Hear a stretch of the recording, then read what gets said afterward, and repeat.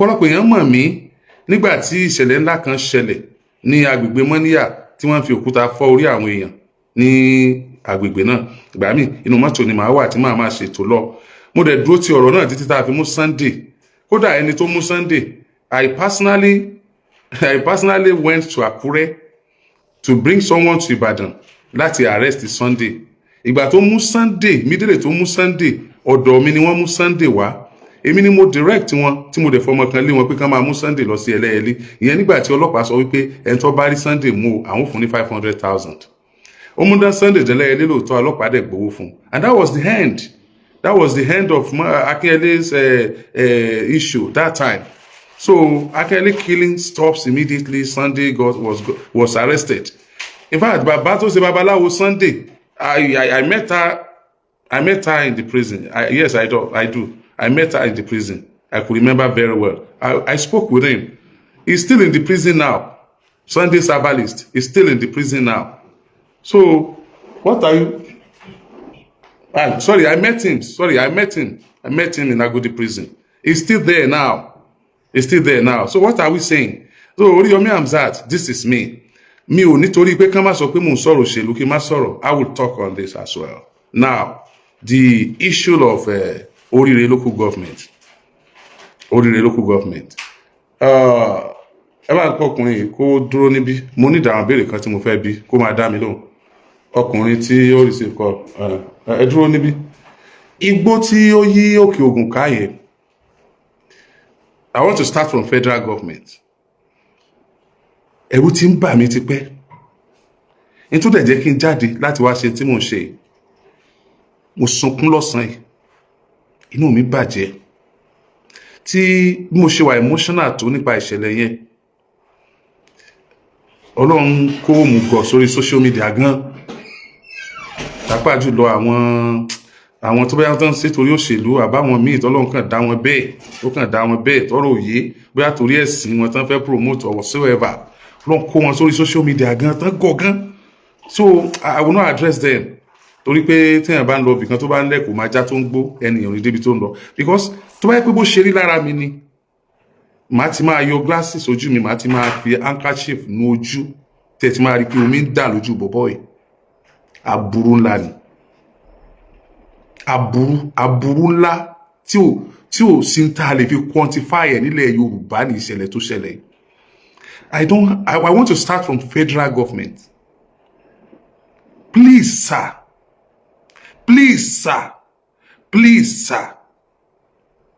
Ẹ̀yin tí ọ̀rọ̀ ètò ààbò kàn àti ẹ̀yin bóyá Federal Ministry of Tourism. Bóyá Federal Ministry of Tourism ni.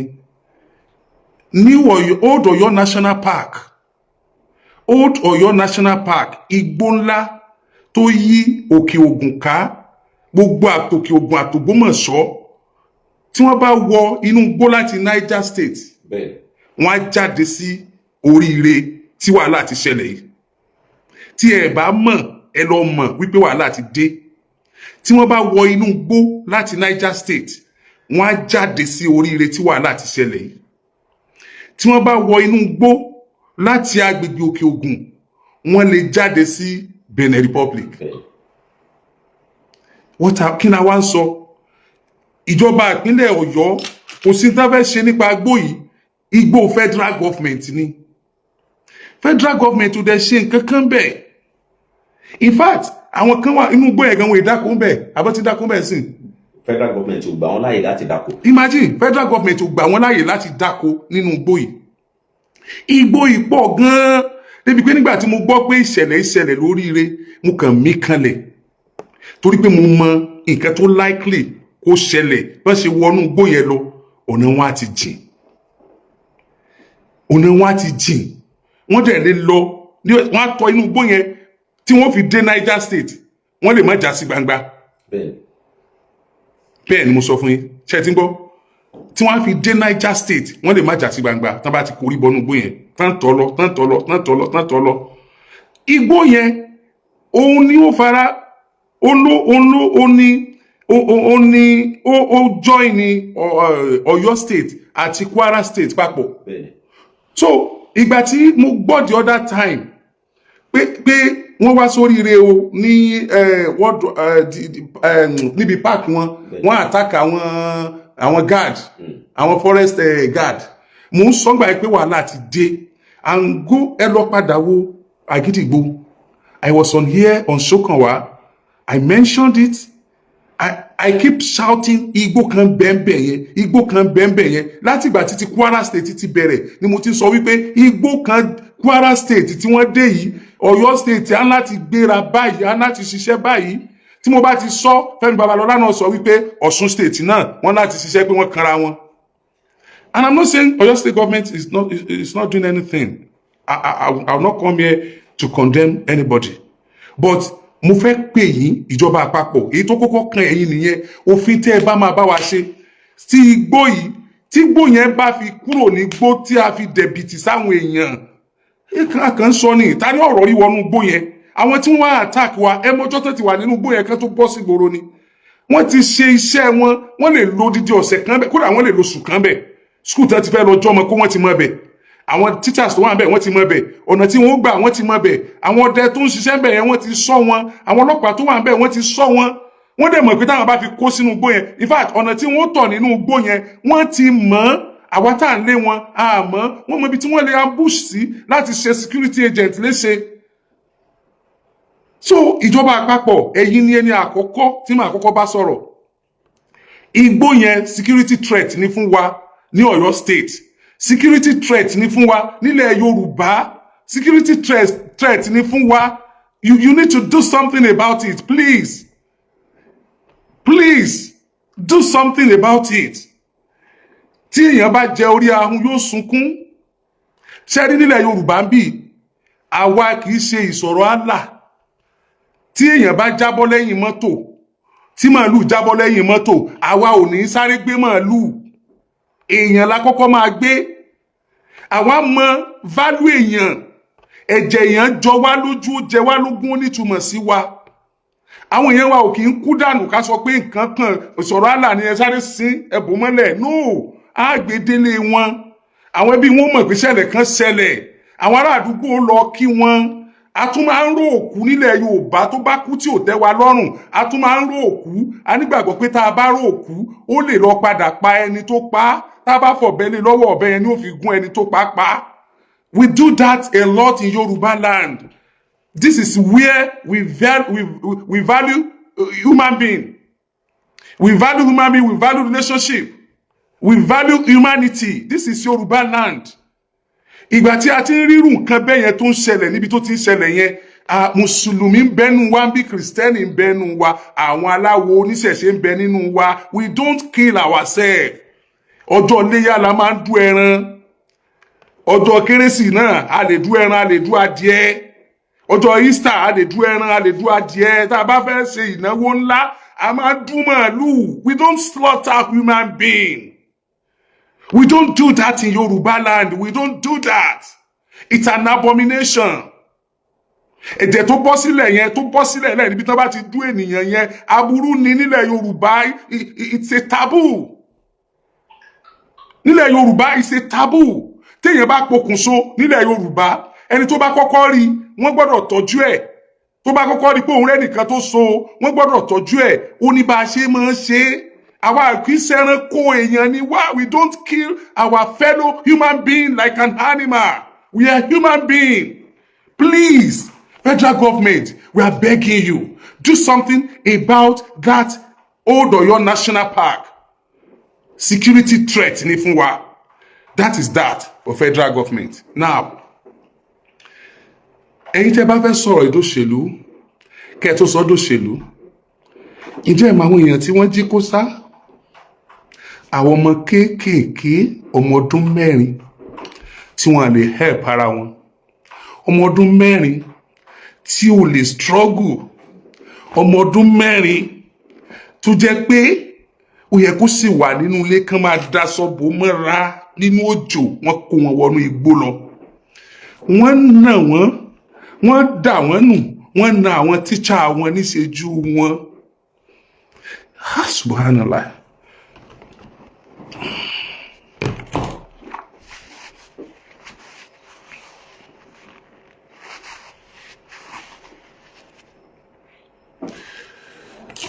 tó bá wù ẹ́ o lè pè mí ní gómìnà ẹlẹ́kún a wà bẹ lọ́n kọ́fọ̀ ṣẹ̀ nínú ilé yín káwò bóyá wà máa rẹ́rìn ni ó yá pè mí ní gómìnà ẹlẹ́kún mo ṣe ń sọ̀rọ̀ yẹn a wà máa bẹ lọ́n kọ́fọ̀ ṣẹ̀ nínú ilé yín bóyá wà máa rẹ́rìn ni ó máa ṣe o.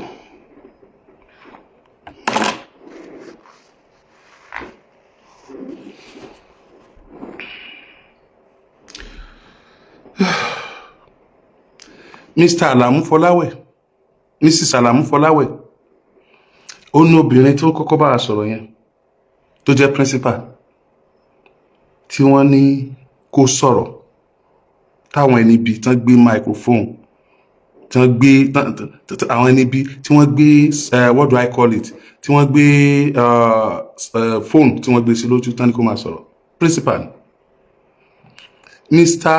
Ojo Jonathan vice principal, Mr. Olatunde Zaccheaus teacher ni, Mr. John Olaleye teacher ni, àwọn tí ẹ jí kó nìyẹn o, Mr. Michael Oyedokun teacher ni, Mr. Michael Oyedokun yìí òun ni wọ́n pa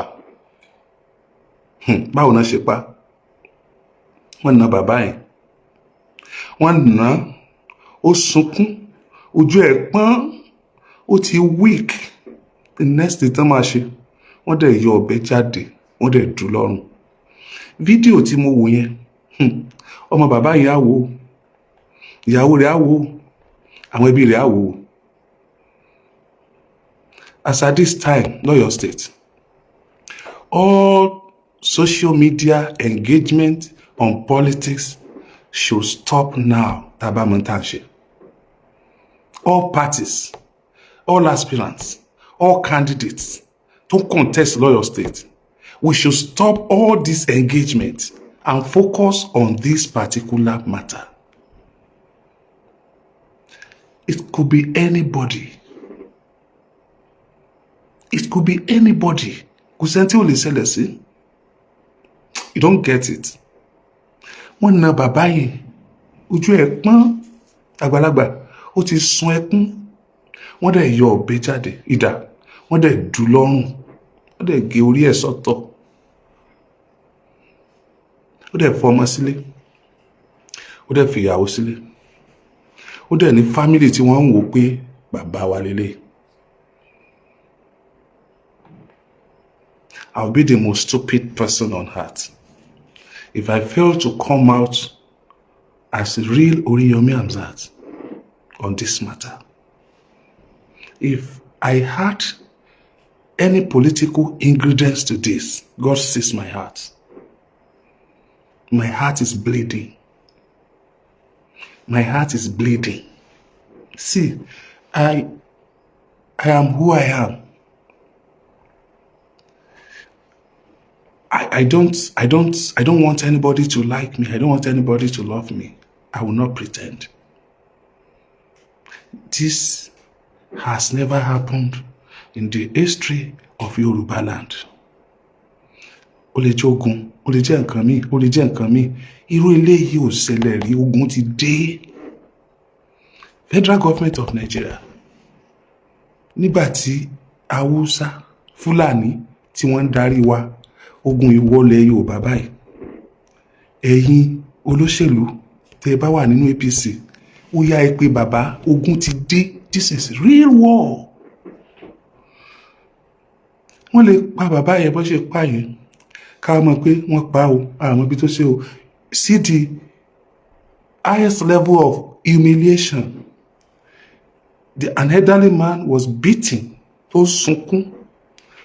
Wọ́n dẹ̀ record ẹ̀. Wọ́n dẹ̀ dù lọ́rùn. Wọ́n dẹ̀ record ẹ̀. Wọ́n dẹ̀ post ẹ̀. Somebody said, Alhaji Oriyomi, they have killed my uncle. She was, me tell you so, level to her, but time. They have killed my uncle. That man, they beheaded, is my uncle. Why the mama wulo? Now be one lady, nígbà ìjọba ta ni? Sígbà ìjọba Buhari ni? Sígbà ìjọba Jonathan ni? Sígbà ìjọba Yar'Adua ni? wọ́n ní nígbà ìjọba bàbá wa Bọ́lá Ahmed Tinubu.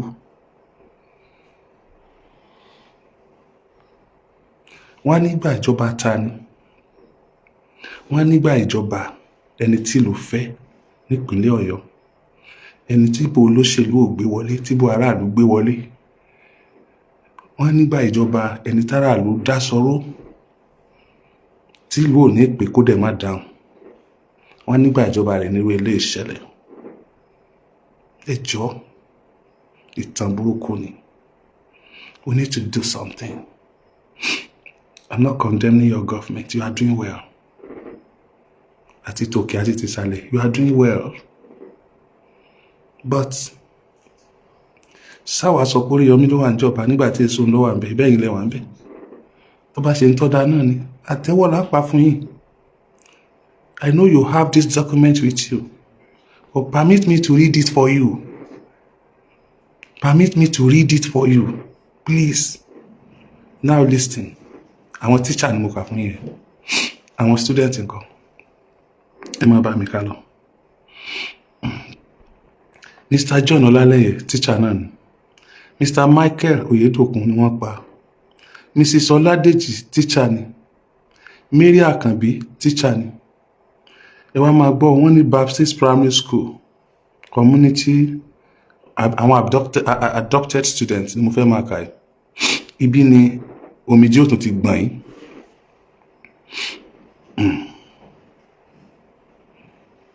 Tajudeen Rasheedat Tajudeen, ọmọ ọdún 11. Ahmed Rahman, ọmọ ọdún 8. Abdulsalam Toilo, ọmọ ọdún 4. Barakat Abioye ló dàgbà jù nínú gbogbo wọn, ọmọ ọdún 16. Fatima Jimoh, ọmọ ọdún 15. Hasan Azeez, ọmọ ọdún 14. Joshua Adeleke, ọmọ ọdún 13. Samuel Oyedele, ọmọ ọdún 7. Emmanuel Oyedele, ọmọ ọdún 4, ẹ̀gbọ́n àtàbúrò. Ìdòwú Táíwò, ọmọ ọdún 4.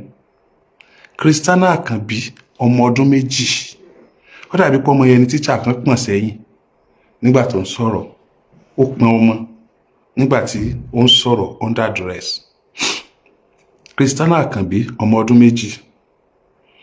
Jùwọ́n Sunday, ọmọ ọdún 7. Síkírù Sàlámì, ọmọ ọdún 3.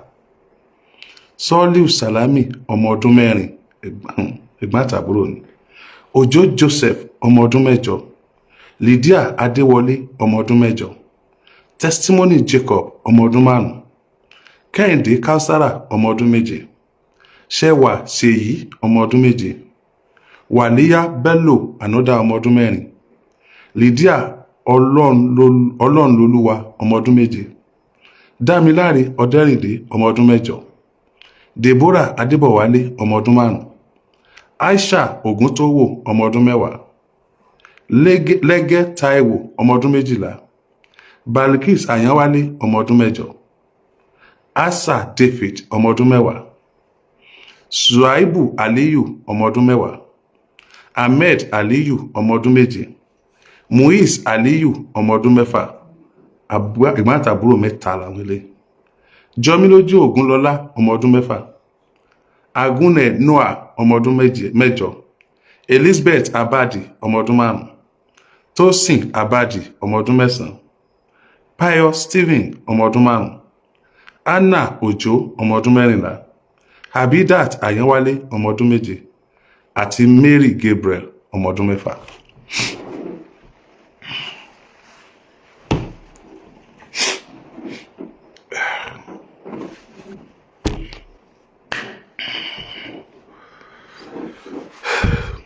Ọmọ ọdún 2 nínú igbó.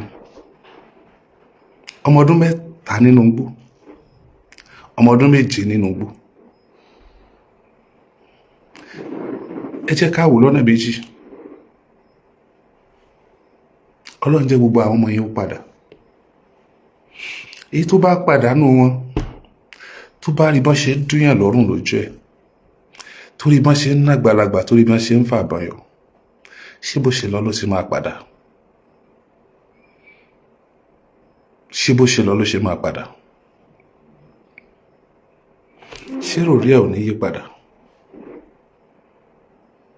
ọ̀ràn wo ni wọ́n dá wípé wọ́n jí láàárọ̀ wọ́n lọ school? kí ló yẹ kán ṣe tán ṣe torí pé wọ́n lọ kàwé? ìgbà wo nílẹ̀ Yorùbá dìbò kọ ilẹ̀ Boko Haram? ìgbà wo níwèé kíkà dẹ̀sẹ̀ ńlẹ̀ Yorùbá? ká jáde ńlé ká lọ máa kọ́ ọmọ níwèé, ìgbà wo ló dẹ̀sẹ̀ ńlẹ̀ Yorùbá? ká lọ sí school, ìgbà wo ló dẹ̀sẹ̀ ńlẹ̀ Yorùbá? Mathematics teacher ní máa tí wọ́n ní wọ́n pa ẹ̀.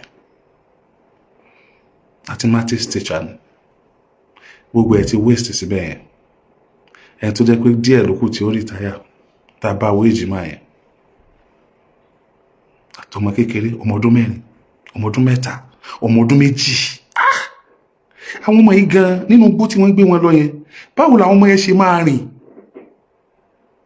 ṣé kìí ṣe pé wọ́n ó di àwọn ọmọ ìlérí ara wọn lórí ọ̀kadà burúkú wọn yẹn tí wọ́n fi máa kó wọn lọ́nu igbó ṣá? ṣé wọ́n ní máa wó àwọn ọmọ ilẹ̀? ṣé wọ́n ní máa fà wọ́n tẹ̀tẹ̀? ṣé wọ́n ní sọ àwọn ọmọ ìbáṣabáṣa? ó mà ṣe o. Fine. My job as a professional broadcaster, you'll be thinking I'm not supposed to expose all this. But I want to ask you, why do I supposed to cover it? So you will do this normal thing now. Kéèyàn 10 kú ká sọ pé èèyàn kan ni. Kéèyàn 20 kú ká sọ pé èèyàn 2 ni. Ká má bàa create tension àbí? I want to ask you, kí ni tension máa cause tá bá create? Kó má bàa di wàhálà àbí? Èyí tó ṣẹlẹ̀ ṣé kò ń ṣe wàhálà? We have to create the tension. We have to let you know I'm not inciting public against you. I'm inciting public against bandits. I'm inciting public against kidnappers. I'm inciting public against Fulani X-Men. I'm inciting public against anybody that can come to a community and pack away the human being like them and start humiliating them. I'm inciting public against them. Because I don't think you are ready for us. I could remember last month, I was at Shaki when one of our brother was shot. Èèyàn méjì náà yìnbọn mọ́, ẹnìkan kú, ẹnìkejì lọ wò hospital Shaki. I could remember vividly. Wípé lọ́jọ́ yẹn, ìkan nínú àwọn tó interview mi sọ wípé àwọn local hunter tó wà lọ́dọ̀ àwọn wọn tọ́jú wọn, wọ́n ní di kan tọ́jú wọn. Ìtàn dẹ̀ ń béèrè fún ni health insurance. Can you imagine? Local hunter tó máa bá wa prevent irú nǹkan tó ṣẹlẹ̀ yìí, they were asking for health insurance. Kíjọba take care wọn, kíjọba recognize wọn, kíjọba dẹ̀ fún wọn ní responsibilities. Gbogbo onígbó tá à ń sọ ìyá wọn náà mọ̀ bẹ́ẹ̀. There is likelihood kan ti mọ ibi táwọn yẹn wà before now. Kan dẹ̀ ti lé wọn dànù. Àwọn this same hunter nígbà tó ṣẹlẹ̀, wọ́n tẹ̀lé àwọn ẹni yìí, wọ́n lé wọn, wọ́n gbìyànjú. Ṣùgbọ́n ìbọn tí ń bẹ lọ́wọ́ wọn kò lè ṣe nǹkan kan, wọ́n láti sá padà. If not, àwọn náà kú ni kò sí tán fẹ́ ṣe. Àwọn tó ń jí wa gbé wọn ní àǹfààní sí ìbọn ńláńlá. Àwọn tí ó bá wa lé wọn dànù tán fi ní rí wa gbé, òfin ní kán má gbé ìbọn ńláńlá. Àwọn tó dẹ̀ ń jí wa gbé tẹ́ ẹ bá mú wọn, ẹ dáṣọ fún wọn, ẹ ní pé wọ́n ti gbà foríjìn, ẹ pò wọ́n sẹ́nu iṣẹ́ ológun àbí iṣẹ́ kan àbí kẹ́ gbó fún wọn, kẹ́ tọ́jú wọn, àwọn tó ń jí wa gbé. Níbo làwọn ti ń rí ìbọn ńláńlá tí wọ́n yìn tó jẹ́ pé àwọn tó dẹ̀ jẹ́ kán protect aráàlú, àwọn ọ̀láṣẹ àti ìbọn ńláńlá, ìbọn tí ń bẹ lọ́wọ́ àwọn ajínigbé yìí kò sí lọ́wọ́ ọlọ́pàá. Èèyàn lọ́lọ́pàá náà aṣọ nìkan ló differentiate wọn pẹ̀lú wa àti training tán gbà. So training tán gbà yẹn, wọn fún wọn training kí ìbọn ńlá máa bọ̀, iná ńlá kó jáde lẹ́nu ìbọn ńlá, kò sí training tán fún wọn tó ní kán fọwọ́ dá padà rárá. Training báwọn náà ṣe kojú àwọn ará bí pẹ̀lú irinṣẹ́ gidi òun ni wọ́n gbà. Àwọn ọlọ́pàá wa gan ò ní irinṣẹ́ gidi lọ́wọ́, ká tó wá sọ àwọn local hunter. Àmọ̀tẹ́kùn wa ìbọn pòpò ni wọ́n gbélé wọn lọ́wọ́. Dengon ni kò lè pa nǹkan kan jẹ ẹyẹ lọ, ẹyẹ tó bá tún ti fòkè púpọ̀ jù, ìbọn àmọ̀tẹ́kùn ò lè pa. Àwọn àmọ̀tẹ́kùn tí wọ́n gbà tún lóògùn, wọ́n tún lóògùn, wọ́n lówó, wọ́n lóògùn. The same salary ní gbogbo àmọ̀tẹ́kùn gbà. I mean level 1, level 2 nǹkan. The same salary ní flat salary ní àtọ̀gá àtọmọṣẹ́ kankan. Èló làmọ̀tẹ́kùn gbà tí wọ́n fi lè endanger life ara wọn, tí wọ́n fi lè sọ pé pẹ̀lú owó tá à ń gbà ó yẹ ká ṣiṣẹ́ ìfẹ́ ẹ̀kú. And let me tell you, Àmọ̀tẹ́kùn ò lè ṣe nǹkan kan lókè Ògùn. If you want Àmọ̀tẹ́kùn lókè Ògùn láti ṣe nǹkan kan, ẹ gbà wọn Òkè Ògùn sámọ̀tẹ́kùn yẹn. Àmọ̀tẹ́kùn cannot do anything in Òkè Ògùn. Local hunter does it better. Engage local hunter. Give them what they want. Empower them. Ẹ jọ̀ọ́.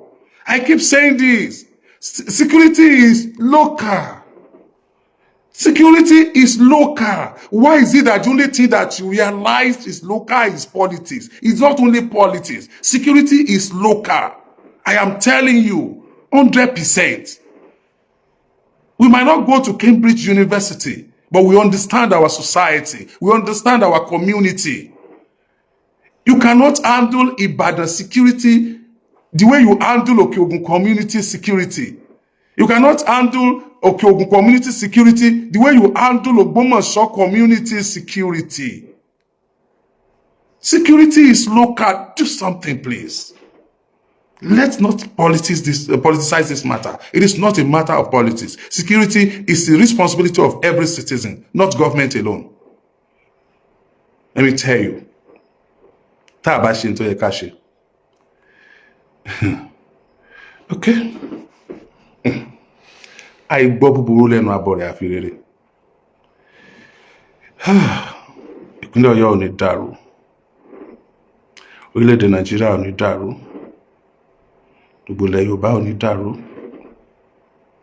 Ẹ jọ̀ọ́. Àkíyín. Ó ṣe ṣẹlẹ̀ níjọba ṣe take action. Dá ìpọ́jọ́ kejì gan ni wọ́n yan committee response kan látọ̀dọ̀ àwọn ọlọ́pàá tí wọ́n máa ṣiṣẹ́ yẹn. Ẹ jọ̀ọ́. Whatever you can do. Kíyàn tó dókè Ògùn tó bá gbéra láti Mọ́níyà.